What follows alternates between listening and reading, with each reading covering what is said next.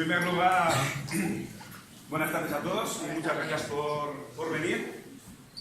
Bueno, yo soy Daniel Palacio, soy el concejal del área de deportes del Ayuntamiento de Elorrio y bueno, desde el club nos pidió pues, un poquitín colaborar en este acto, un poquitín para reconocer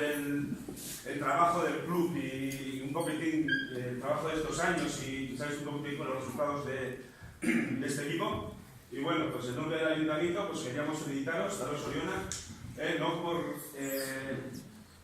por el resultado de hoy, por ser campeones y por ser subcampeones, sino por un poquitín todo el trabajo que se iba realizando durante muchos años y bueno, un poquitín también remarcar un poquitín pues, el equipo un poco especial, ¿no? Pues un poquitín el mundo del rugby, todos conocemos cómo es,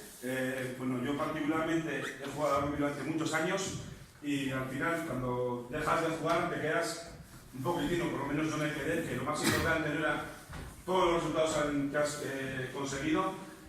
que vale, pueden ser importantes, pero bueno, lo de verdad te queda es todos los amigos y toda la gente que conoces durante todo ese tiempo que has estado jugando al rugby. Esto es un equipo en el que estáis jugando gente de entrada, gente de dos clubs, del Club del Elorrio y del Club del Durango, que todavía enriquece un poquitín más toda esa experiencia y esas amistades que vais a hacer durante todo el tiempo que vais a estar jugando al rugby. Entonces, de parte del Ayuntamiento, Soriona, y que sigáis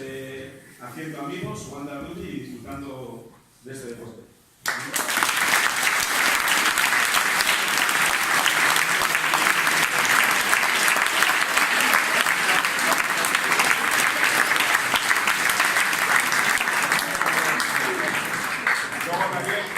Quería también agradecer,